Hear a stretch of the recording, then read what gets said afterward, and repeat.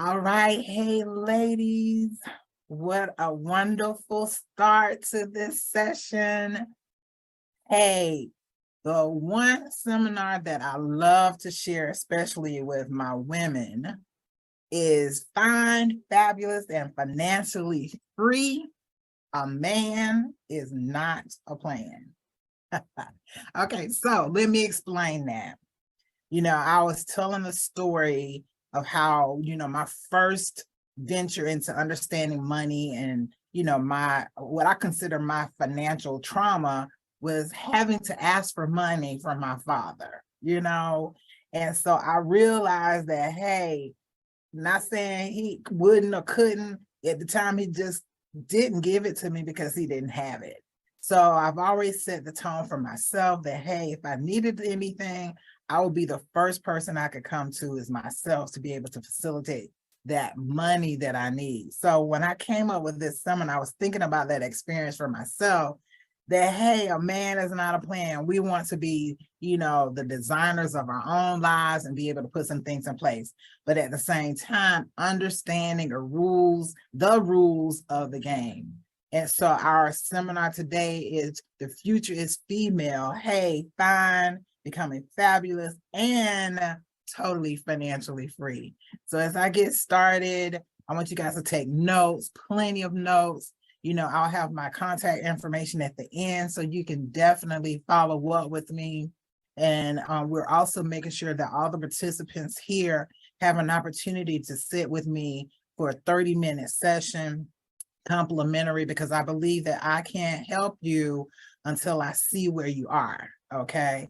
No, no opportunity for me to, I call myself always being transparent, of course, for myself, but hey, there's, no judgment on my end. I've been where most of you and most people want to be and have been. And so we're going to grow together. Okay.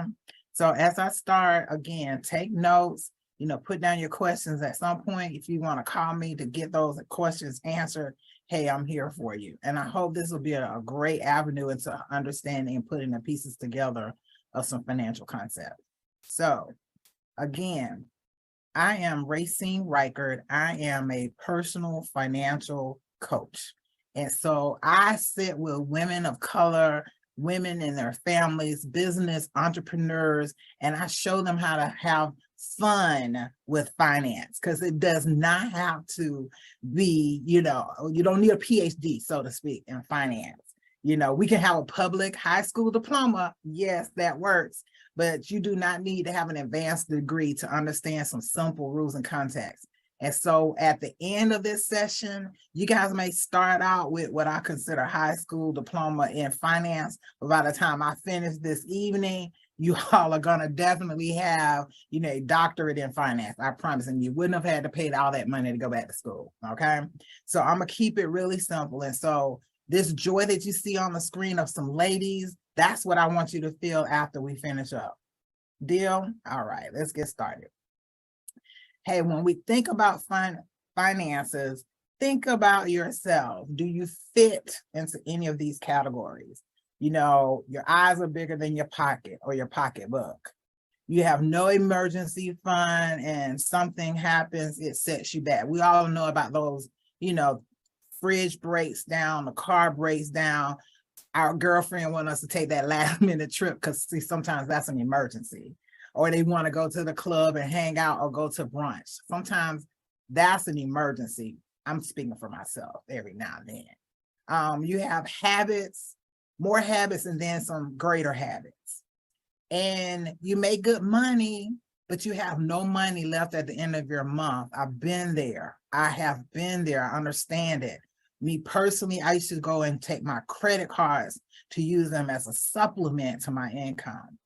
And lastly, you are the family's bank and savings. Okay. You give too much away or too much money to your family members. You are the go-to person, whether you want to be or not.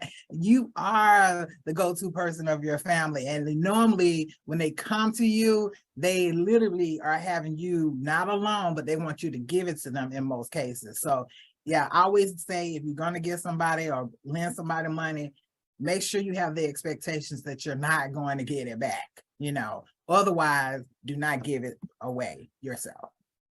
And so all of these things, you may be in one of these categories, but that's cool. We got some answers today for some of the things to, help out for you. And then we talk about, hey, why women tend to be in situations. We know why women know the rules to the money game or why they don't know them, or should know them. We tend to cook, clean, take care of our kids. We raise our husbands, our significant others.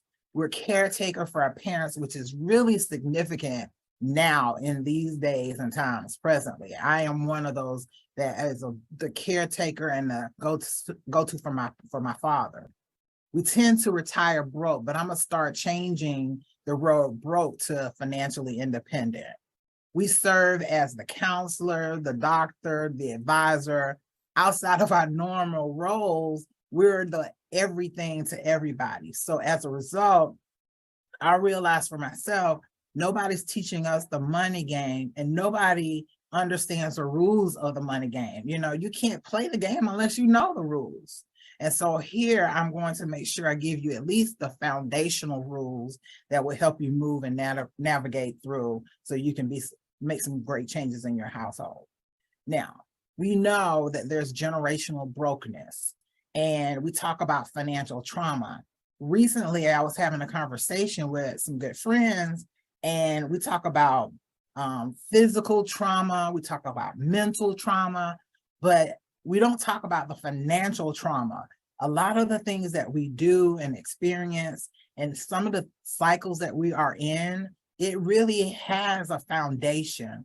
And so, of course, there's too much to go into today, but hey, just think about where you are now financially and some of the things that have changed your dynamics when we're talking about money and finance, okay? Think about some habits we were taught as kids.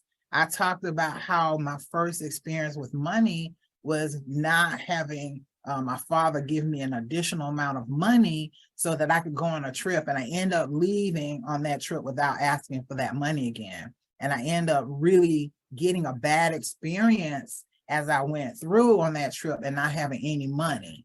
And when you're out of town as a 8 to 10-year-old and you're in an environment that you're not familiar with, that to me was my trauma.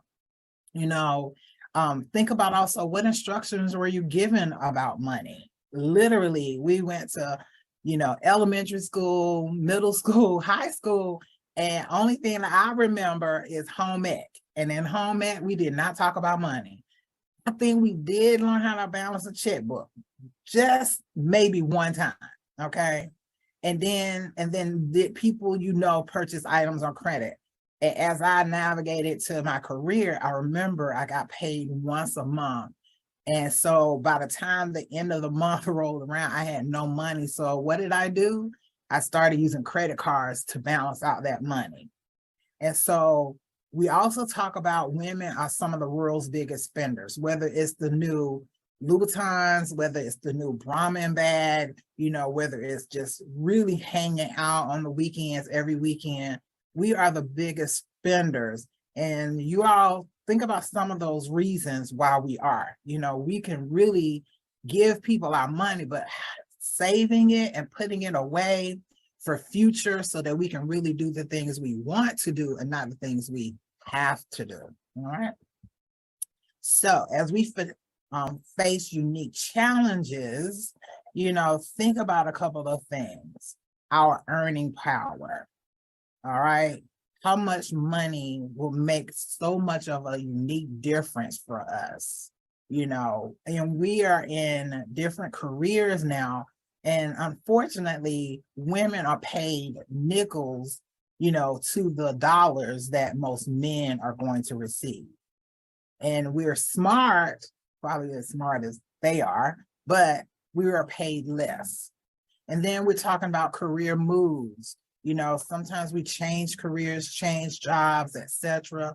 Sometimes we're in positions, we're raising families and maybe can't, complete educational things, our degrees, etc. But, outside of that, the things we want to do and move forward, we have those opportunities. It's just making sure that we're getting them so we can make the money we need to live and have a lifestyle and or a life balance, as they say. And then we talk about life expectancy. We're going to talk about that in a second. You know, that women tend to live longer than men. And lastly, more importantly, what shoes we wear or need to wear with an outfit. Okay. So that's really the most unique one out of all four. All right. So we talked about life expectancy, and women can expect to live about 16 years more after the age of 65. But then the men in our lives can expect to live about 11 years after the same 65 years old. So with that said, we're living longer. And as we live longer, that means we need more income based on our life expectancy, okay? So the statistics are already there. They're already in place. So the reasons we definitely must change, yeah, we live longer than men. And at some point, we're going to be by ourselves, hopefully, you know, not too much sooner. And knowing that we're going to live longer, we got to make better decisions about our money. So we have something called a financial independence number, and I'm going to call it the FIN number for right now. That number tells me how much do you need to have saved based on when you want to retire and to have that amount of money available to you so you can have the same lifestyle that you have now, okay, later on. If you're 30 years of age or older and you aren't fully funding your Roth IRA, chances are you're going to retire dead broke. If in fact you are able to retire, that's significant. The big word if. There's still some 75-year-old, 80-year-old people working, not because they just want to, but because they have to. And so as a result, a disproportionate amount of women in poverty retire without money. So the goal is not to have you in that position. And all it is just tweaking and making some decisions now so that you'll have some repercussions later that would be a benefit to you. A growing voice.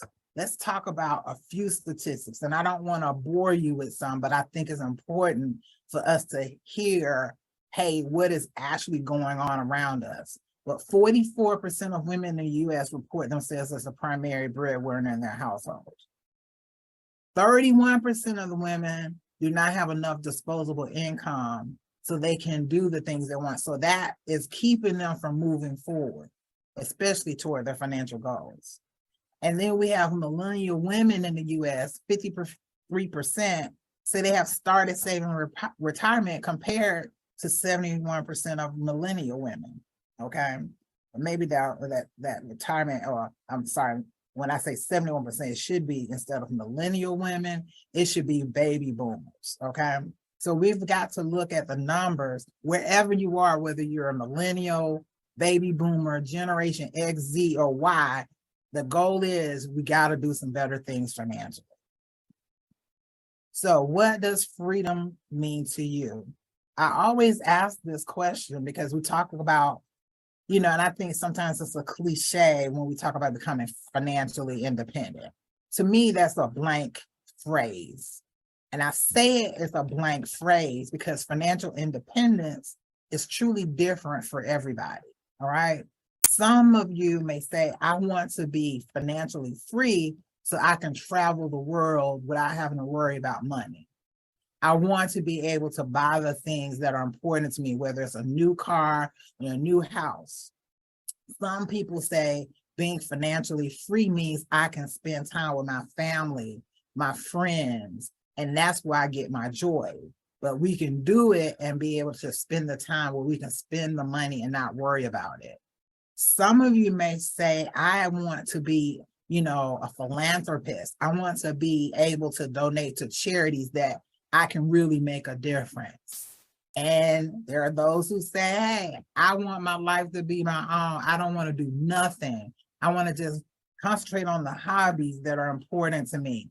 Whether it is, again, some hobbies are traveling. Some hobbies are that you may collect cars, whatever that is, your freedom and the definition, whatever it is, it always has to have a game plan so that, hey, you can achieve it. And I always not have people put their game plan or their goals into a box. I want them to increase that box and widen it, and there's some things we can do to make sure that we can increase it.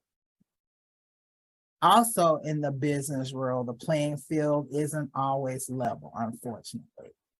I remember working in corporate, and I haven't worked in corporate since 1994. But I realized that, hey, that glass ceiling was really, blocking me from moving me where I wanted to go. We're talented, we're educated, we're energetic, just as well as men are, but often fewer opportunities to upgrade and move forward financially and, in our careers. Women in the workplace, we tend to stay on those jobs a typical tenure of 4.5 years. Part of that may be because we're leaving the job to care for kids. Sometimes we're just leaving jobs because they're not where we want them to be. Lifestyle balance, or what we call work-life balance. Most pension plans, however, only vest or you become truly invested into that plan after 5 years. So if we're not working there for that time frame, we're losing out. So we're leaving retirement dollars on the table every time we leave a job or change jobs. And on average, we take about 12 years off to take care of family. And I am seeing more of the women that I'm working with that are having elderly parents that they have to actually take care of as well. So compared with less than 2 years for men, who typically you don't see them taking the time off to go take for, we call them home dads, I believe. They may not necessarily do that as much. As changing, the dynamics are changing.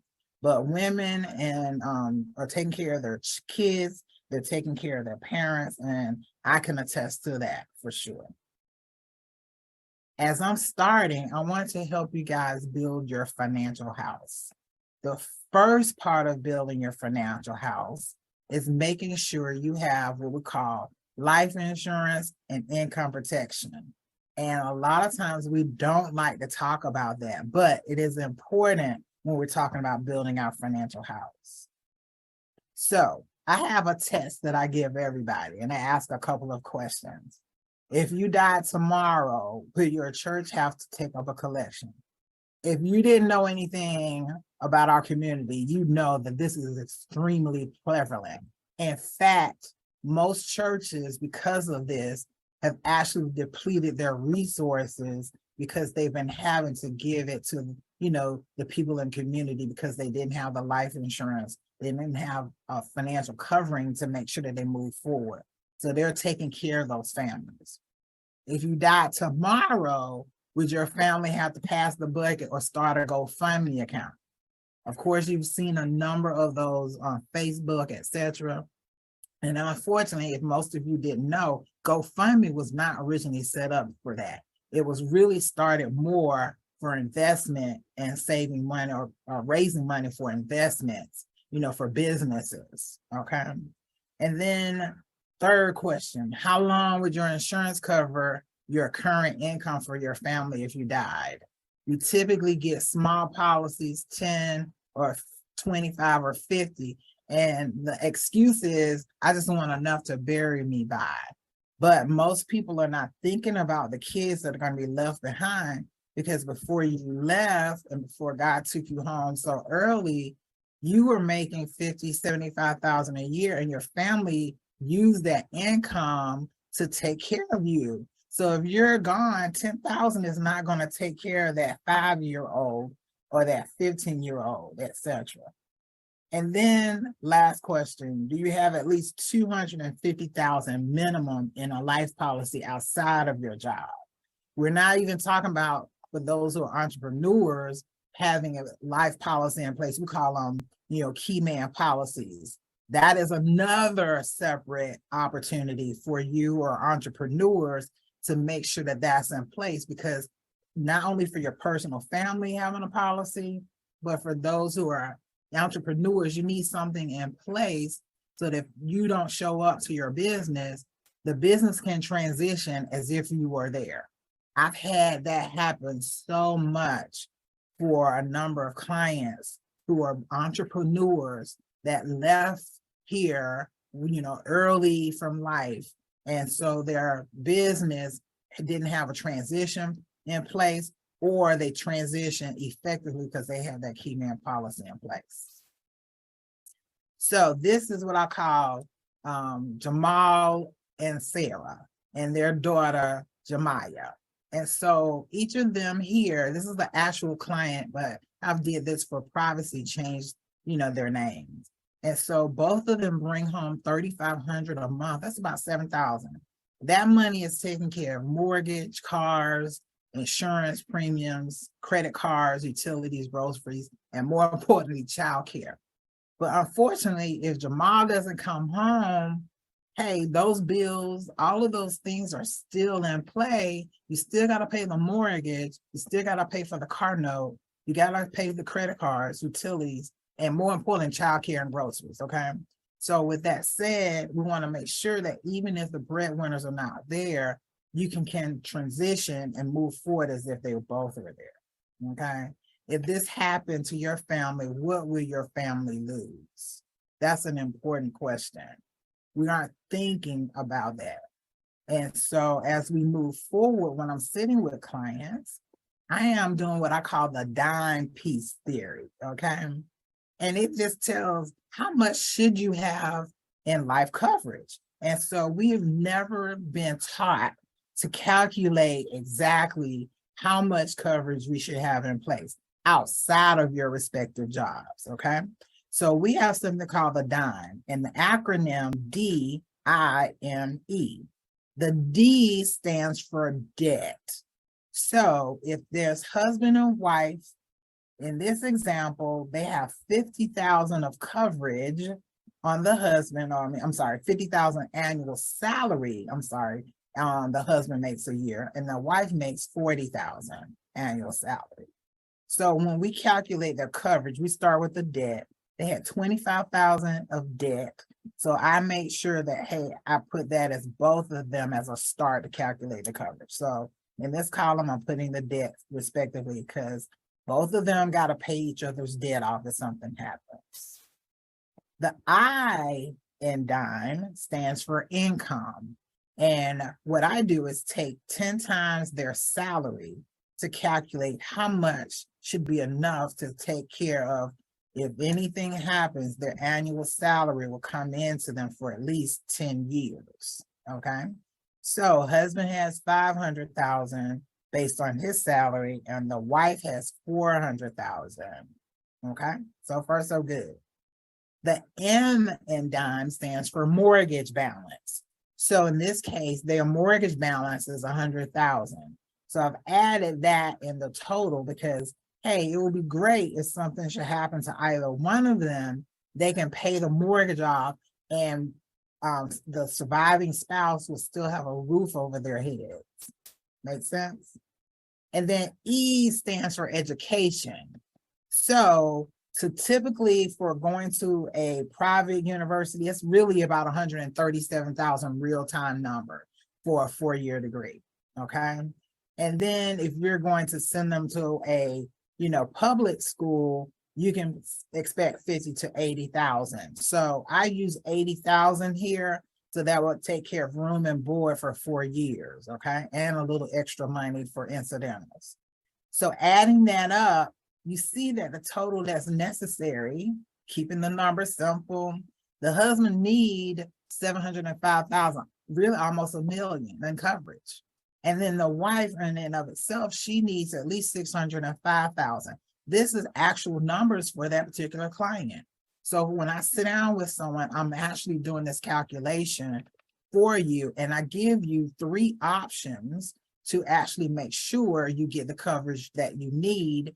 And I typically do a level term policy so that we can cover everything and make sure that you have enough face amount so that, hey, the family doesn't have to worry about a thing, okay? So far, so good. So far, so good.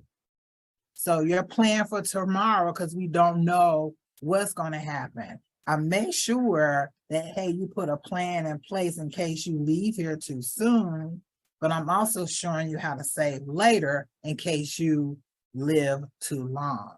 But either way, you should have a game plan and we have something in place and discuss it. While nothing can replace a spouse, that term policy will protect you. Right? And as a leaving thought on this section, a wise woman leaves an inheritance for her children's children. Of course, we know Proverbs 13:22. Next level of building our financial house is making sure we have our estate plan in place. That's our wills and legal protection. So, thought questions. If you died today, who would get your personal possessions? Secondly, who will your family be fighting over for your money and possessions? And I know some people say, Racine, did you really have to add that question in there? But I promise you, I've seen a number of funerals and the things that are going on, and it's just unfortunate. You say it'll never happen.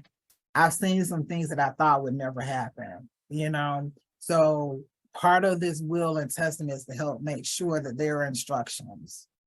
And then where would your children go? Most people say, well, it'll automatically go to my husband or automatically go to my wife or automatically go to my mom. That ain't necessarily also the rule and written in stone. Can you all see my face? Okay. Would your loved ones, last question, know what to do next? That's the most important question. I can't tell you and stress to you the deer in headlight moment that happens when the breadwinners in a family leave here. I mean, it is not only traumatic in and of itself, the grief, you can't even begin to think when you're going through that. And I'm sure some ladies out there can relate to what I'm saying, you know, that you've experienced it personally, whether it's a parent or a spouse. It is truly a devastating, a situation when you're in it, and you can't really be thinking about a whole lot. So that's why, having someone like myself as a financial advisor actually helps you transition until you can really make decisions later. Okay? So when we talk about estate plan, it's some simple terminology. You can become what we call intestate. You don't have anything at all. Maybe some people say, well, I don't have any assets. If you got a car, you got assets. There's the power of attorney. There's the financial and the medical powers of attorney.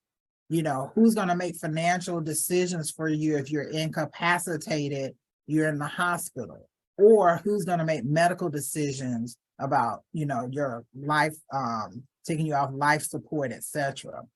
If you have jointly held assets, what happens then? Contracts, living trusts, and of course, the overall instructional pages.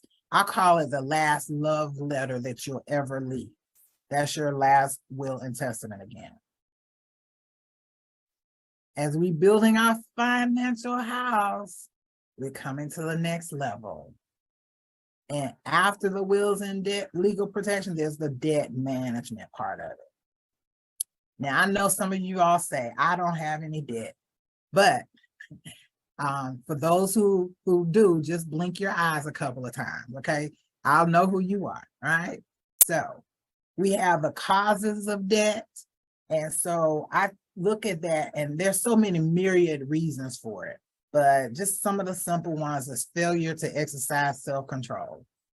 Now, I am one of those people when I go into Walmart, and I love going into Walmart, but when I go into Walmart, I make a beeline to the clearance section.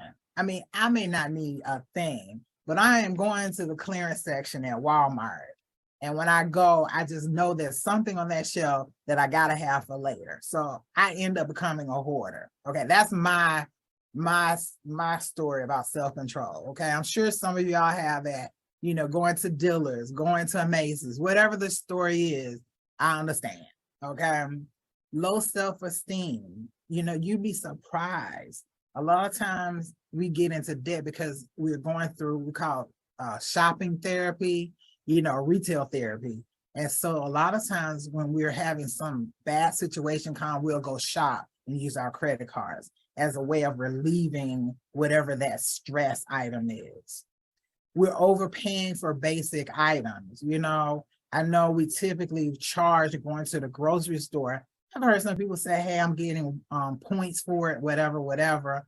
But when you're doing that and not paying it off in 30 days, that interest adds up, and those eggs truly become expensive, outside of the cost going up and the inflation. We're desiring to keep up with the Joneses, and I can be transparent here and I can say I've been there.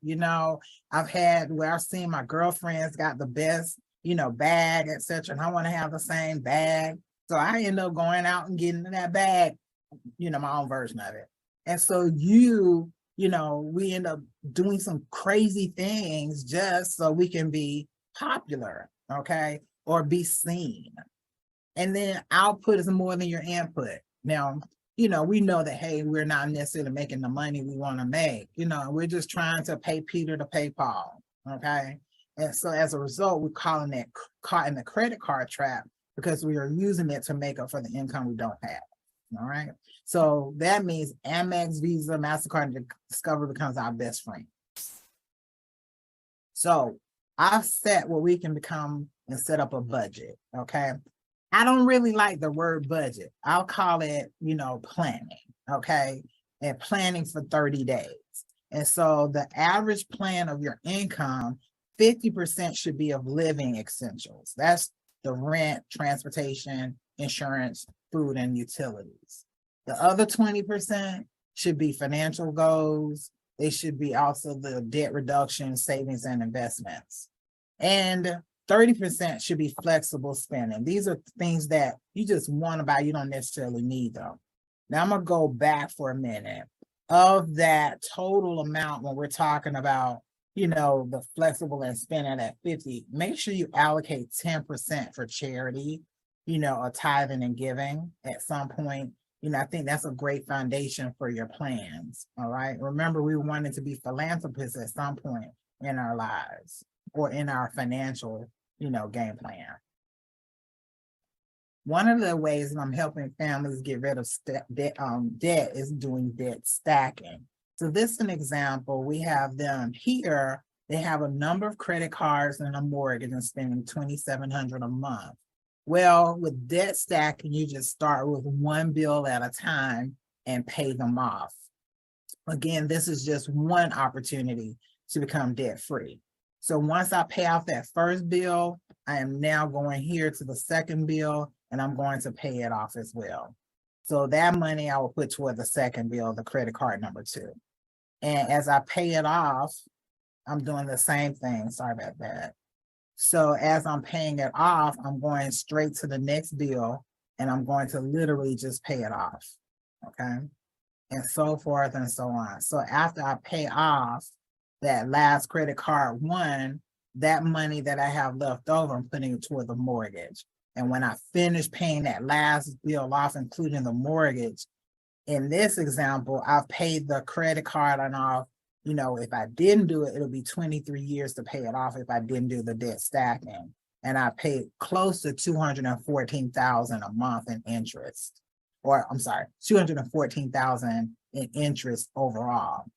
But doing this debt stacking, instead, I've paid it off in 9 years or 14 years sooner. And I've saved over $130,000 in interest. So the goal is to make your money work smarter, not harder, okay? And so most people say, hey, I'll never be able to save because I got so much debt. Well, this is the answer. So once all the debt is paid off, I'll put that $2,700 into a mutual fund averaging about 9%. And by the time you're 67, that's $2.4 million saved. So I joke with some people and I tell people, you remember the show where you either married, you ate worms and you get $1 million, or you married, some crazy person, they'll pay you $1 million. Well, I won't have you do all that. We'll just start here with the debt stacking and some other things I'm gonna show you. And as we're building that financial house, we've gone over the life coverage as your foundation. We talked about your estate plan. We talked about you eliminating your debt. But now let's talk about saving or investing. There is a difference. So investment tests. Remember, I'm always giving you tests of understanding. Do you regularly save in an emergency fund? That's the first question. An emergency fund is what you have put aside for a year or less of things that come up, whether it's buying a car, whether it's making sure the fridge breaks, okay? A lot of times I always tell you to have at least 6 to 8 months of your salary in place, okay? Second, do you pay yourself before you pay others and setting aside dollars for the future, all right?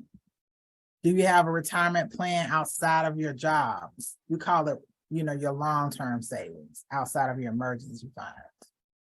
And do you have an investment plan for accomplishing your goals and dreams? For an example, when my husband and I got married, we had set aside money so that we didn't have to, build a credit card or debt to get, be in debt before our marriage. So we saved up money, and I actually even bartered for a number of things for my wedding. So with that said, we end up spending less than $5,000 for our wedding.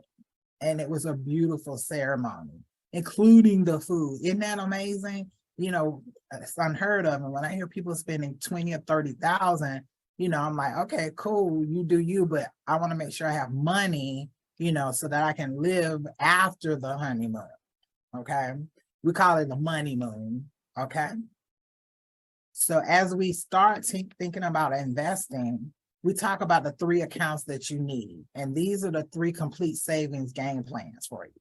The first one is that emergency fund. That's having an account at least a year or less in place, okay, for incidentals. And then we have short-term savings. You may be saving for a home in 2 to 3 years. That's short-term, 2 to 3 years where you'll need the money. And then we have our wealth building or long-term savings. We call it, again, our wealth building. That's 5 years or longer. And so as I talk about investing, I'm going to share with you a little known banking rule. And I learned this rule in college for an accounting exam because my background is accounting before I became an added financial advising. But it says, if I take the interest rates of the money that you'll be earning and divide it into 72, I can tell you how quickly your $1 will double to $2. So in this example, I'm giving you $10,000. Isn't that cool? Whether I gave you 10, whether I gave you $1, or whether I gave you 100, it doesn't make a difference. It is the same principle. So in this example for 3%, 72 divided by 3 is 24 years your money will double. So our average life expectancy is 48 plus years, right? Hopefully, God willing. So in this example, your money only doubled twice under 3%. And that's typically the banks or less. And 6% is typically money market accounts here or life insurance policies or credit unions. Now, 72 divided by 6 is now every 12 years, your money will double, okay? And so in this case, it has doubled 5 times over the same 48 years. And then most importantly, we talk about the 12% column, which is what we call mutual funds or, professionally investments. And so they average anywhere from 8 to 12% return. So 72 divided by 12 is now 6% that our money will double, or 6 years our money will double. So every 6 years in this example is doubled almost 10 times. So all that I'm sharing with most of potential clients is, let me show you how to move from the 3%, which is where the banks typically have, and move you over to professionally managed savings accounts or mutual funds on this 12% rate side. So far, so good. Again, this is a rule developed by Albert Einstein, who basically was the smartest man in the world, right? I call him the man with the original afro, right? So I learned again this rule for a test in college, but never understood how the practical part of it, etc. Okay.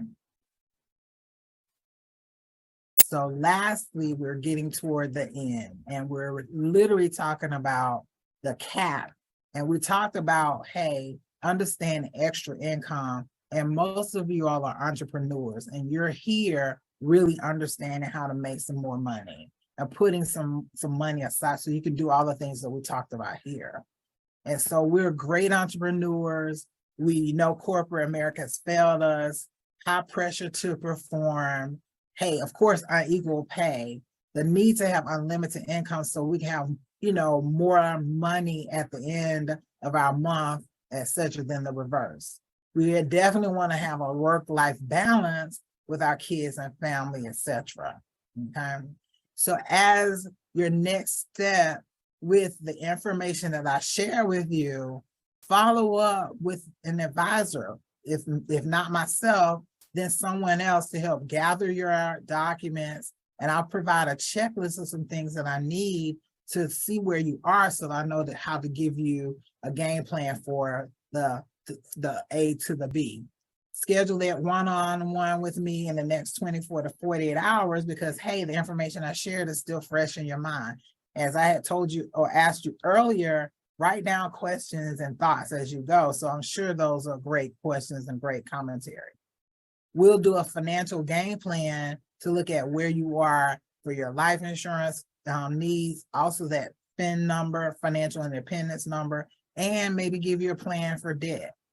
But the overall thing that I want to do is make sure you have a sense of accomplishment to be able to move you toward A to B, where B is going to be brave, bold, and beautiful women of financially set and sound. So I hope this is helpful to you. Here's my contact information. I know they'll be sharing that with you throughout the sessions, the next 2 days, etc. And so for listening out for you guys, I look forward to seeing you, in the future, and have a wonderful and gracious day. See you soon.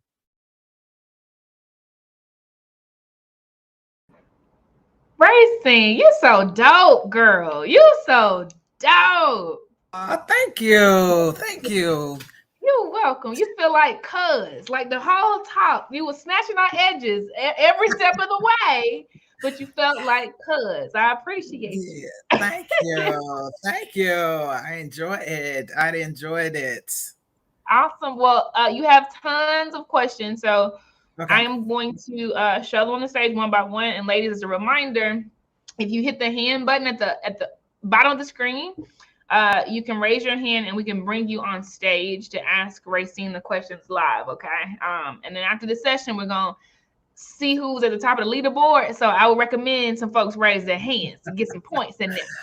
Okay, Racine. So this question is coming from Gwendolyn, and she asks, can a Roth IRA be structured in a manner where it is not tied to the market? It can. I always like to tell everybody you want to maximize your money, better than, what the bank is doing. Because remember, there's something called inflation. So a lot of times I know when people say they're not wanting to be tied to the market, is because they're scared of potential fluctuations. That's one reason why, just like you go to a doctor rather than go to Google to get your medical information, we're going to tailor something that's consistent for you. I'm not going to get you into an investment or anything that's going to be, fly by night. So we're going to choose what's comfortable based on your risk. We call it risk tolerance. Or, hey, if you're driving down, if you're in Atlanta, if you've been down I-20, do you want to be in the median, middle, HOV, fast lane on the HOV? Everybody can't be in the HOV, but that doesn't mean you always have to stay in the median. You can meet in the middle. I hope that helps. But yes, definitely can. But we want to try to maximize better than inflation so you can get ahead. Retirement is, a Roth is for retirement, for long term. Yeah, and that's a good reminder to us that we don't have to be the expert, right? Like you said, like work with an advisor like yourself, and you can structure it how we need it to be. So good. And I'm gonna bring a person to the stage for you, Racine. Okay. Crystal, the mic is Okay. yours. Hey, Crystal. Hi there. So the Beautiful. question is around like calculating like how much life insurance. Mhm. And when I started looking at, I'm like, well, what do I do about salary? So in this So, situation, even though my business is not, uh, I don't have a regular rate right for my year, and I'm currently not working. And so even though that might change, at what point, or at least where do I sit in that space to like decide like what value to use? gotcha. I love that question from entrepreneurs. Oh, I love this one. Two ways I'm gonna answer this. Okay, I understand for most entrepreneurs your income fluctuates. I would take your average income. Literally, what is your average that makes your household move forward? That's one. And then also add what keeps your business going afloat. Also, okay. And so that would be your average annual income. If you have kids, how you have kids, let's say you have a 2 year old, okay, that means your child will be what, 16 years before they're needing to be grown and gone. So I would at least do 16 times your salary, at the least do 10 times your salary.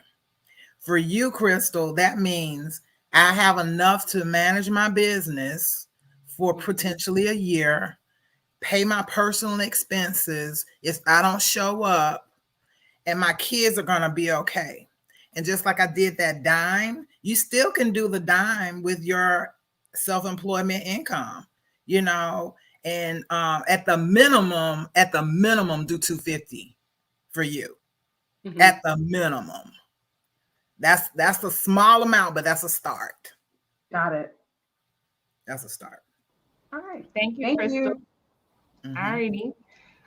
Okay, so I'm going to show one more question on the stage before I bring another person up, Racine. So Okay. this question is from Yvonne, and she asks, "How does setting up a trust fit into the picture?" Okay. Now, I'm not a lawyer, but I'm kind of giving you some real world experience. Everybody does not need to set up a trust. Okay. Let's keep that in mind, because what happens is we don't necessarily have enough assets to do just that.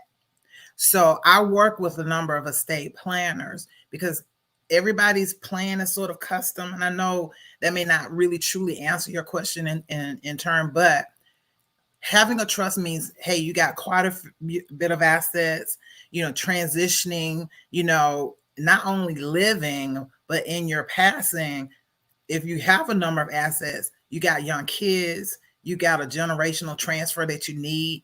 Maybe yes, a trust will be adequate. But for some people, even like myself, we have multiple businesses, me and my husband. We don't have kids. And the lawyer said, hey, Racine, you guys don't need a trust presently, but we'll structure your will, your love letter, so that, hey, you can transition your families and your assets and your business. One day we That's will have trust, though. Knock on wood. Yes, you will. And Hmm. right, Yvonne added a piece to this. She said should have been specific in saying living trust. Same answer. Same answer. Some people mistake living trust with the living will. Okay. The living trust is still while you're actually living, they have a trust set up so that, hey, it's still working as if you were, you still have assets that are still functional, etc. And they do that again so that, hey, you can protect it from taxes, gift taxes, etc. And that's mostly where most of the living trusts come into play. But they still, again, you have to make sure that for you, if that's really what you need. Beautiful. Thank you, Racine. And China, Mhm. I'm bringing you to the stage. The mic is yours. Hi. Hey, Sorry Miss about all the China. noise in the You're, background. you're good. You're good. So my question is about husband and wives, right?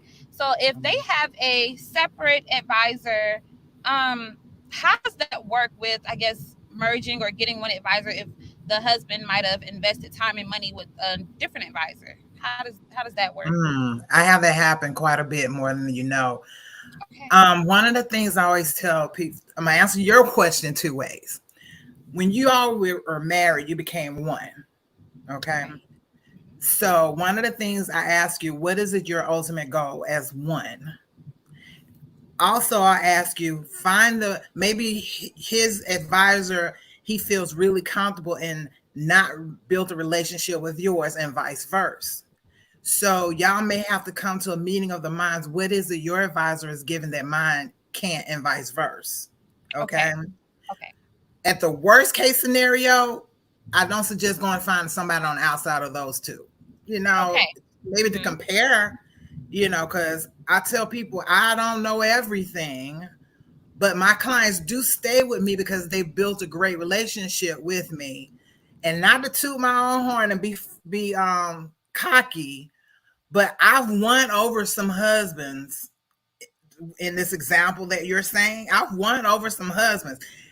I've won over some women's, some women who came, their husbands came to me way before they got married, and the wife is trying to figure me out. Y'all understand, okay? And they're like, Racine, she cool, she all right.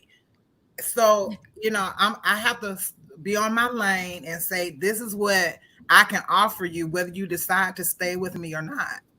And you will lose, they will lose, and I may lose, but at least I'm going to try. But try to find a balance and see what you guys, what one or the other is missing, etc. In my opinion. Okay. Thank you so much. You're welcome. Thank you for your question, China. Awesome question. And then I'm going to pivot over back to the Q&A box, Racine. This one is from Christina, and she says, Miss Racine, everything you spoke is truth. What is the best way to approach your loved ones about this important conversation, especially if you're unmarried but a parent? I'm assuming you're first talking about your kids. And if so, great. If you're talking about your parents, maybe a mother or father that's left, one of the things, it's odd that somebody, as I just had this question asked. Sometimes, like, we had a family function on Sunday, Father's Day. And one of the things we sat down, if I had to go to each individual and pull them as a subgroup of the event, and I just started a conversation, Sometimes we think, well, that's so private, I don't want to get in there. No, okay. If you have to have them come over for wings and Kool-Aid, y'all sit down and y'all have this talk, because it's better to have the talk now. It's uncomfortable. If you don't have it now, afterwards, it's too late. And it's not going to be a woulda, coulda, shoulda. I've been in those situations where they said, we thought we were going to talk about it later, or we put it off because they didn't want to talk about it now. It's so many in our community, that whatever that is, we got to get rid of it. I know that's going to be part of that financial trauma thing, and we talk about everything else. We can talk about The Little Mermaid. We can talk about what Denzel did. What somebody talked about Idris earlier. We can talk about all of that. But honey, baby, your money is the conversation of choice as a start. Because that woulda, shoulda, coulda, that's the worst conversation you want to have after the fact. Been there, done that. I hope that I'm talking from my heart. I'm talking from my heart. That's good. That's good. Okay. So the last question, Racine, thank you for being so gracious in your answers as well. This one is coming from Yvonne, and she asks, in debt stacking, do you start with the highest card balance or the lowest card balance? Start with the credit card that has the highest interest rate. And more often than not, that is the one with the highest balance, typically. To start with the one with the highest credit balance, credit card rate. Definitely. That's good. All right, Racine. So you have fed us, you have poured into us, you have freebies for us. Y'all check the lobby, the reception area. There's a link to the freebies. Y'all can grab that. It's inside of the app as well. The freebies, you can grab that. But take this and definitely cleave to Racine. She's super dope. Where would you recommend folks find you, Racine? You can definitely find me Instagram at racing_Reichert. Website is www.racinereichert.com. We're revamping the site, so just bear with us. I am on LinkedIn. The Reichert Dream Team also is on Facebook as well. So you'll definitely see it in my profile. Love to have you. You can Google me. I just Googled myself, you guys. Two. I know we were talking about AI earlier, but you can Google me too. Okay. All right. Well, you are super dope in the way that you take some of the most complex things for anybody in the world and make it so palatable for us and use examples that we understand is brilliant. So thank you so much for pouring the way that you did today. And y'all, she is back actually on day 5 with a panel discussion on beating the recession, and she's combined with some other financial gurus too. So keep it locked for that. Thank you so much, Racine. All right, appreciate you all. Thank you. All right, y'all. So we done. That's day 2. Okay. We have absorbed a lot on purpose, okay, because the goal of this is strategy. Okay, we do a whole lot that feels good, and that's important, right? Anybody that's been in the community, you know, December, all day, every day, it is the feel good stuff. But in the summertime, while we still have half the year left, we definitely get some technical chops in so that y'all are cold in the game. Okay. That is it for day 2. We have 3 days left. Okay. Really quick, we'll do some call outs for the leaderboard. I'll let Hannah shout y'all out. 3 days left is still anybody's game. Okay. And Latoya, if she's here, Latoya will close you out for the boots, okay, as you go out. But take it away, Hannah. All right, y'all. So let me refresh because a lot happened in the past 10 minutes with the Q&A. Y'all are killing it when it comes to the points. But I'll be really quick. I'll do top 5. So in 5th place, we have Amber right now with 3,670 points. Amber Hurt. And then there's a huge jump, not gonna lie, Christina King in 4th place with 5,515 points. Then we have Alexis Miller with 5,905 points in 3rd place. In 2nd place, we have Dana Stansel with 5,975 points. And y'all in 1st place right now with 7,050 points, we have China Bailey. So okay, yeah. Okay. China is playing with y'all. She's not playing the game, y'all. She's going for that podium, okay? Dang, she snuck up with it, didn't she? Yeah. Okay. Dope. Thank you, Hannah. And as a reminder, everybody get used to these faces, okay? Hi, I'm Casey, co-founder and CEO. Hannah. Co-founder. Co-founder and coming in the Chief Operating Officer. Toya. And I am Latoya Dixon Smith, co-founder and head of product. And I want y'all to check out my shirt. It says Defend Black Womanhood because that's what we're about up in here. But I won't hold y'all because now that you have been fed and nourished by all of our speakers today for day 2, it is time to go sow some seeds and to shop with our vendors in the Buy Black market. So make sure that you don't just run out of here real quick. Go ahead and step up over in the booth to shop with our vendors. Check out what they have to offer because I have seen a lot of dope stuff that I haven't seen before. So go check them out. And I see a lot of faces, names that I've seen in the chat who are also vendors in that market. So they've been in here getting fed as well. So it'll be great for y'all to go check them out and to support and patronize. Like that's what it's all about. That's right. Ashe. All right, y'all. We love you so much. Thank you for rocking with us on day 2. Day 2 is officially over in terms of the sessions and take up space in the booths. They do not end 24/7. Love y'all. See y'all tomorrow. Bye.